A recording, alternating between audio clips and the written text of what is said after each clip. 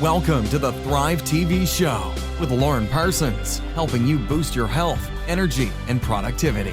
So hi there, my name's Lauren Parsons. Welcome to Thrive TV, and I'm so thrilled to be joined by Elly McGuiness today. Hi, Elly.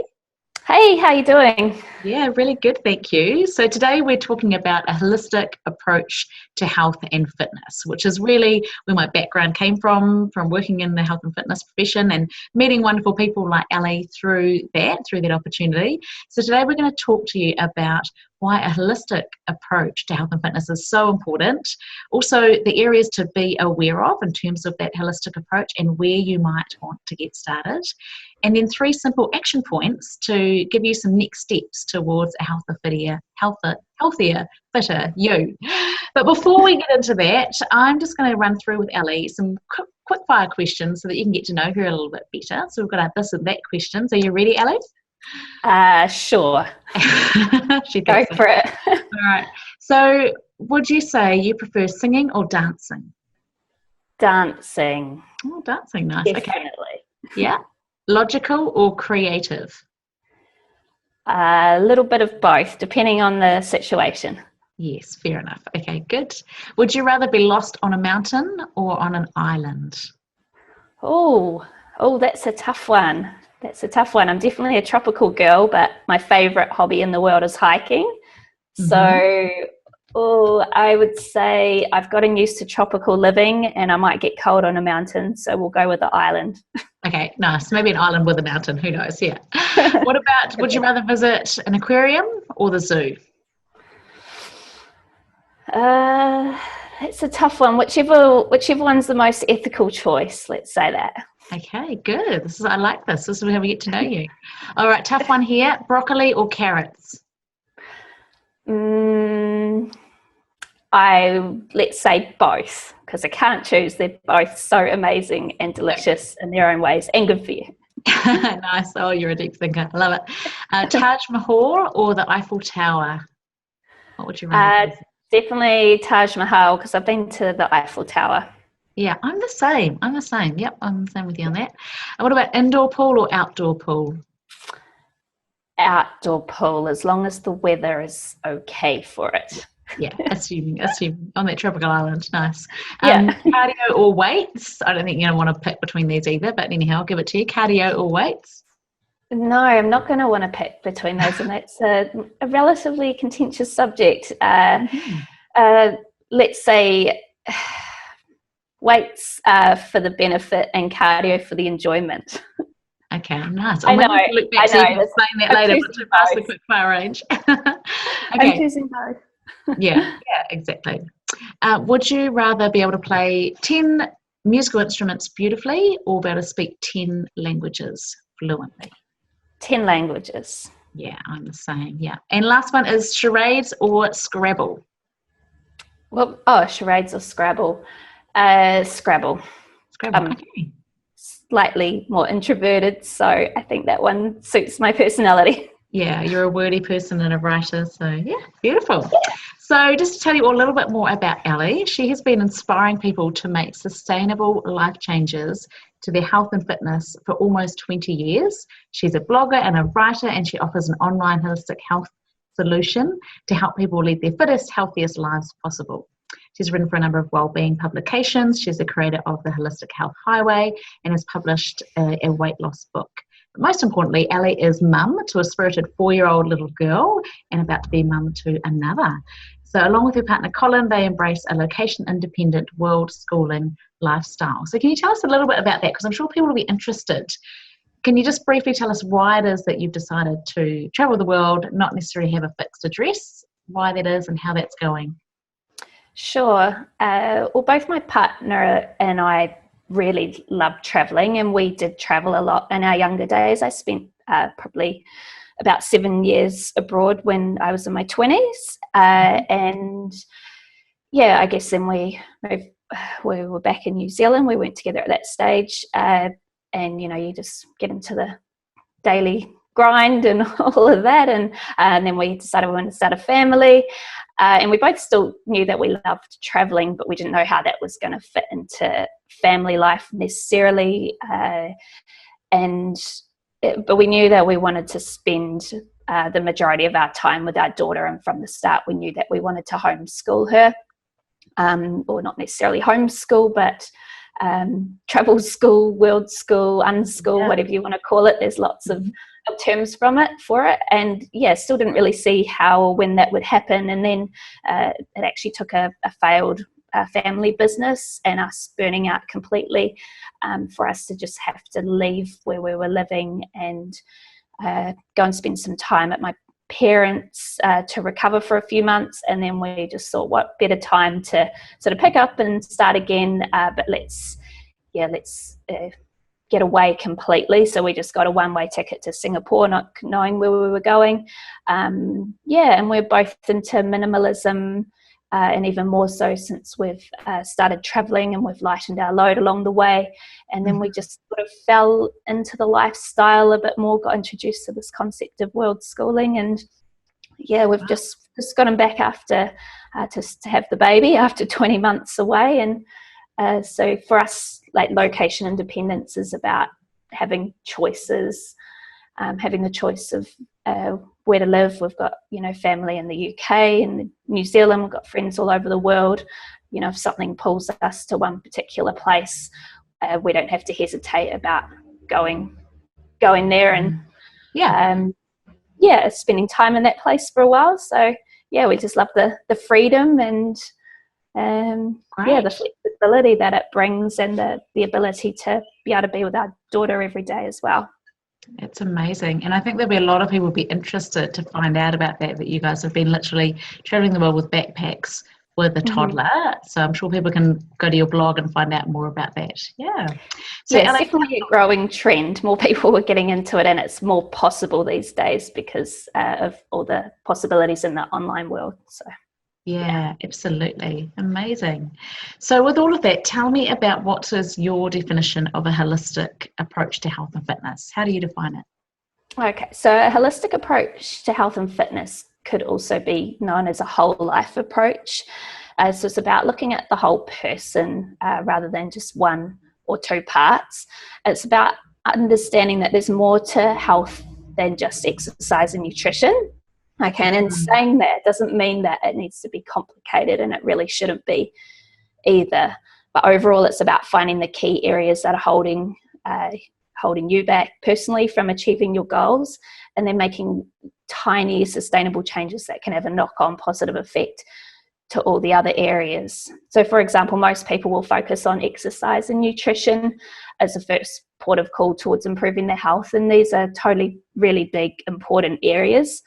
However, sometimes a person will get much better results by focusing on one or two other areas, and then those make the nutrition and the exercise habits easier once they're sort of sorted out. Yeah, absolutely. And I know, because we've spoken before, that you've got 6 areas, and that's the way that you look at your holistic approach. It takes into account these 6 areas, which 2 are obviously nutrition and exercise. Can you share with us what the other 4 are and the different lanes you talk about? Yeah, so as you said, 2 of the areas are exercise and nutrition. They're probably the ones that people are most common with, but all the other areas you would have heard of as well and probably be very familiar with. So they are stress, sleep, your mindset, and relationships. And those are actually the 6 chapters in my holistic weight loss book too.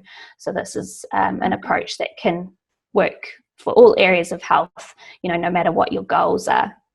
So what I do in this approach is I help my clients figure out the area that's currently holding them back the most, and the area that is holding them back the most, it can change and it does change because life changes along the way.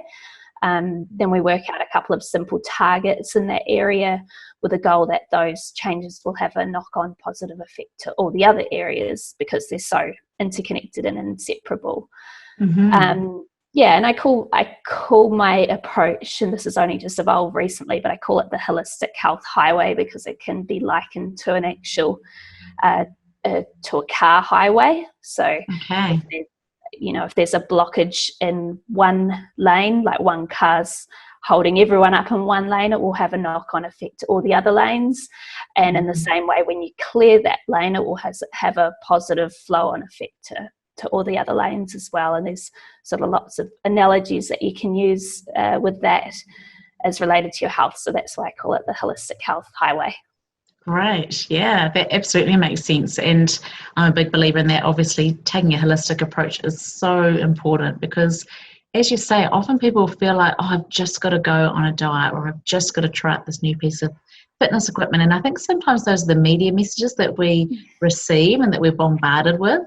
And often it takes a much wider base approach. Like you said, it could be addressing someone's sleep issues, or it could be looking at the stress that's going on in their life. And that might be, actually what they need much more than looking at some of those other lanes.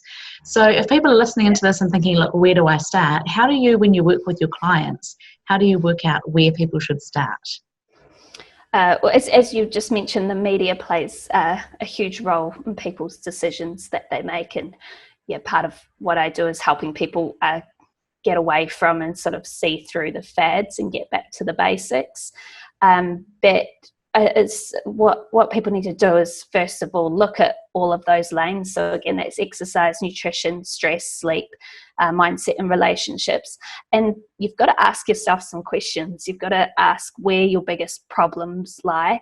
And then you've got to delve deeper, and you've got to ask yourself further questions. So for example, do you sleep well? What are your stress levels like? And those are two areas that I often start with because they have such a profound effect on your exercise and nutrition habits. But maybe you do sleep well, and maybe you're not stressed, but maybe you have trouble sticking with an exercise routine and healthy eating habits. So in that case, I'd ask questions like whether the relationships in your life might be holding you back, or whether you've got issues with having a negative mindset or lack of motivation. So just keep delving deeper and ask yourself more questions, and soon, you'll arrive at your starting point. And I'm not saying you, Lauren, I'm saying your viewers. Absolutely.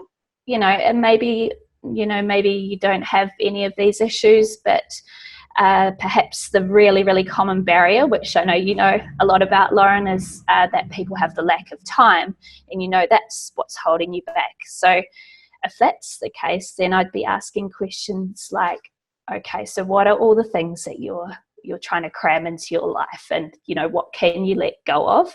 I'm a really big fan of this. This is something that I've done a lot of, especially since experiencing burnout after a failed business and trying to do too much, I guess, as a mum. And so I've really stepped back and made my own life very, very simple, as you might be able to gather by traveling only with half a backpack. The other half belongs to my daughter.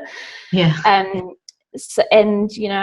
It might not be that you're cramming too much in. Maybe you see everything in your life as being really necessary and you choose to do it. So then you might need to learn strategies about, around time efficient healthy eating, or how to do super short bursts of exercise like you talk about, Lauren, in your Snack on Exercise movement. Or first of all, someone might actually need to address, before they do that, they might need to address their beliefs around what they need to do as part of the exercise regime. So as you can probably gather, it's a very personalized solution, but if you can ask yourself honest enough questions, you'll probably arrive at a starting point. Otherwise, you can ask for help from someone like a coach like me to really help you find the root cause of where your problems are coming from. And I think that's the things that we can all benefit from having an external coach, because even though we might have a certain level of knowledge, it's actually that action knowledge gap that sometimes happens, which is just so common, that we know perhaps what we should or what we want to do, but then actually making it happen. And having an external coach who will ask those questions and help to pinpoint and help you to start taking action with accountability, I think is so key. And like you say, if you've got someone who's pressed for time and who's maybe got stress going on and not sleeping so well, all of these things might be going on. It might be that coach to say, well, perhaps you start by snacking on exercise, get moving and see what that does to your mood and see what it does to helping you sleep. But at the same time, let's look at this, or let's start by focusing on the sleep, and then that's going to help you have more energy to get moving. So I love that it's very personalised and that you're looking really by starting out by asking great questions. Yeah, which we can even do for ourselves, but so much more effective with the accountability. So if people are after, what are some action steps? You said that you wanted to share 3 action steps that you would recommend people take to be able to boost their health and happiness. What would those be? Okay, so the first action step I would say towards adopting a holistic approach to health is to ask yourself lots of questions related to the things that could be holding you back from making progress with your health and fitness. Okay, and the ultimate goal of that is to identify the lane that is causing the biggest blockage. So again, is it exercise? Is it nutrition? Is it stress, sleep, mindset, or relationships? You might come up with one and then figure out later on that it's something else. But just start by asking yourself those questions and then decide on which lane you think needs the most attention and just write that down, put a big circle around it. So it would be my first action point. And the other 2 action points sort of just lead on from there. So once you know what the lane is that's holding you back, just decide on one super tiny, super actionable, sustainable point that you can do to change in that area. So let's take sleep, for example. So if you know that you don't sleep well, and maybe you knew that, but maybe you didn't know that it's adversely affecting your exercise and nutrition habits. So just decide on one thing that could help you improve your sleep. So an example might be that you decide that you're going to shut down your devices 1 to 2 hours before bed, which I know is a really big one in today's digital age. Absolutely, yeah. But, a blue light has been known to disrupt circadian rhythm. And another one might be that you decide you're going to go to bed 30 minutes earlier, or if that's too much, it could just be 10 minutes earlier than you normally do, or just even creating a regular bedtime, because again, those erratic bedtimes can have more effect on people's sleep. Or perhaps, for example, you decide you're going to spend a minimum of 30 minutes outside every day. And that's because when you get outside in the sunshine, you get exposed to serotonin, which again helps regulate your sleep patterns.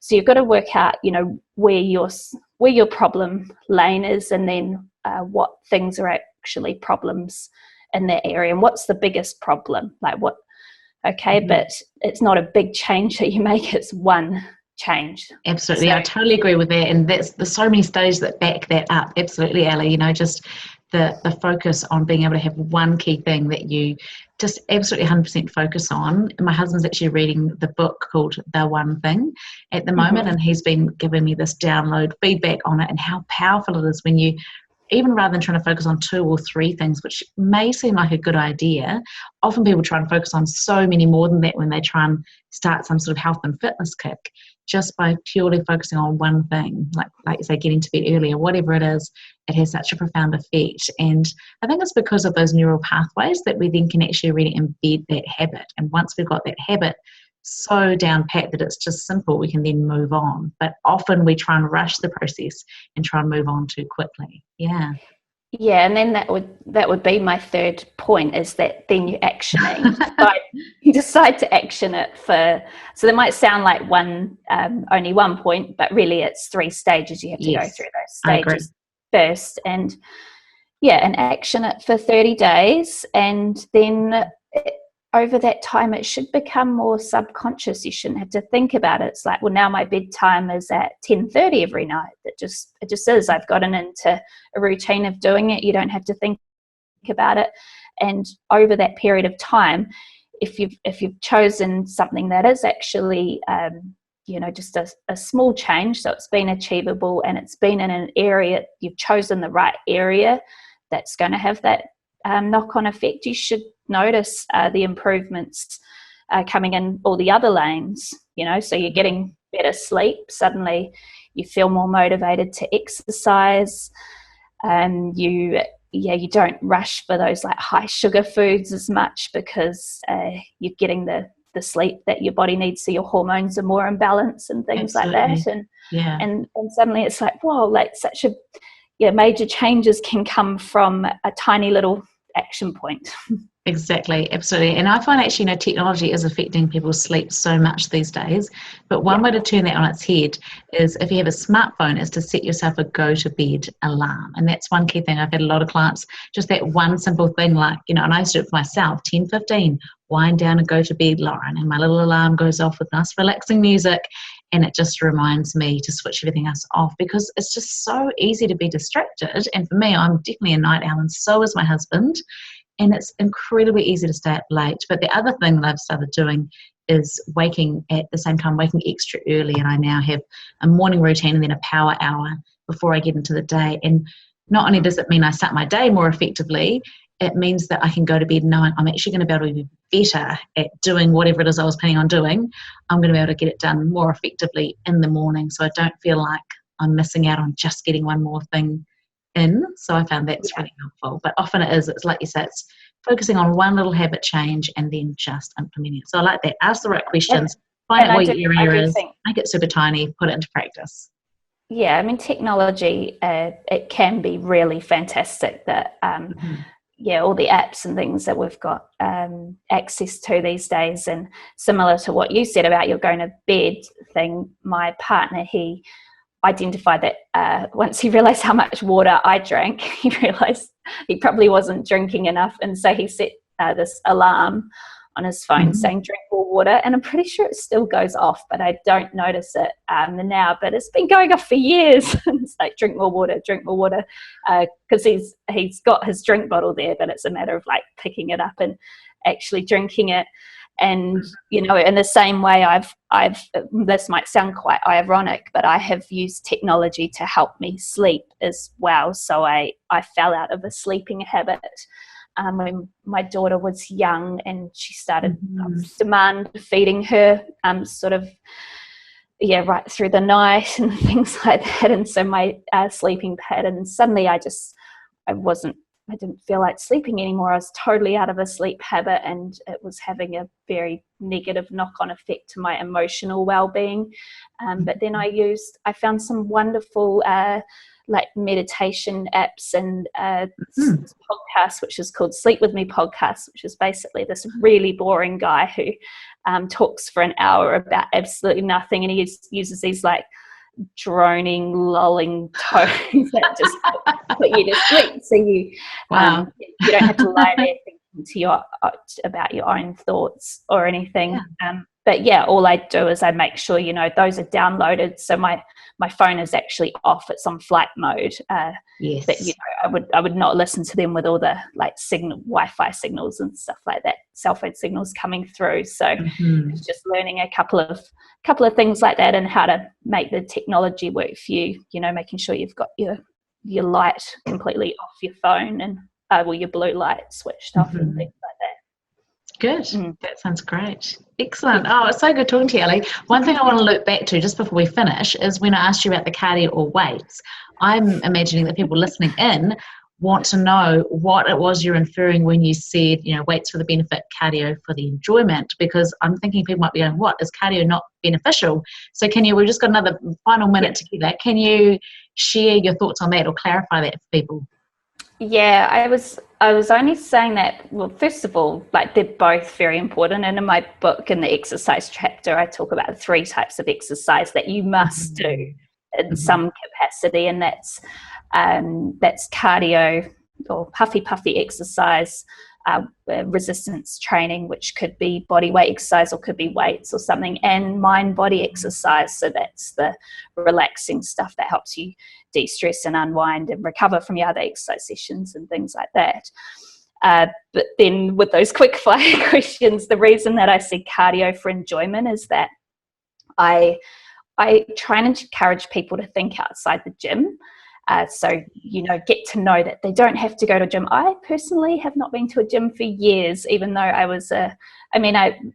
might have been like once a year or something if I was in a hotel with a gym or something like that. But my favourite things in the world to do, my absolute favourite hobby is hiking. So I would call that more of a cardio activity and you do get components of resistance training, especially if you're going up hills and you're carrying packs and things like that. I also used to be really into running, and I still consider myself a runner, even though I haven't run for some time. But I absolutely love the get out, not think about it, get away. It's like the escapism sort of thing that comes with running, and the freedom and all the amazing ideas that I get when I'm running. So that's why that sort of just jumped in, because I enjoy those sort of activities.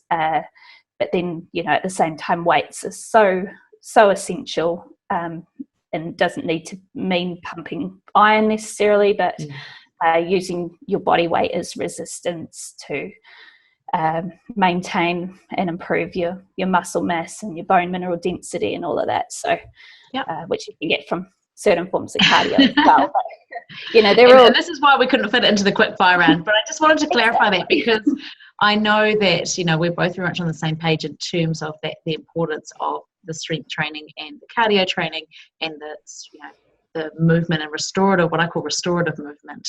They're also key, aren't they? And what I believe is that we should actually try and integrate all of those things into our lives in a really fun and uplifting way, in a way that makes us feel good, because I think often we see stereotypes of the whole no pain, no gain, feel the burn mentality, and it's really heartbreaking, because I feel like it's creating this barrier that stops people wanting to get moving, or they feel like it's almost a punishment to their bodies.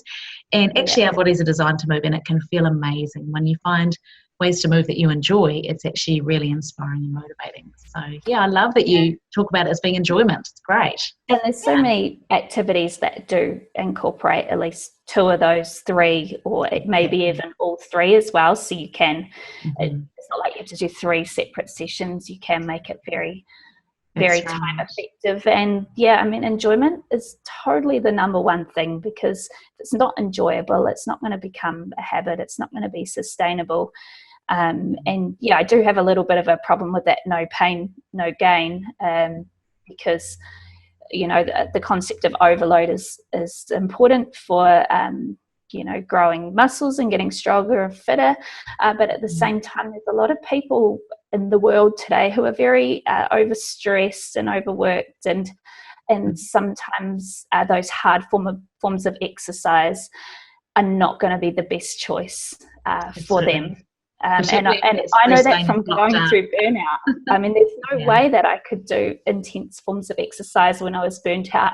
I could barely even, I couldn't even go for a jog.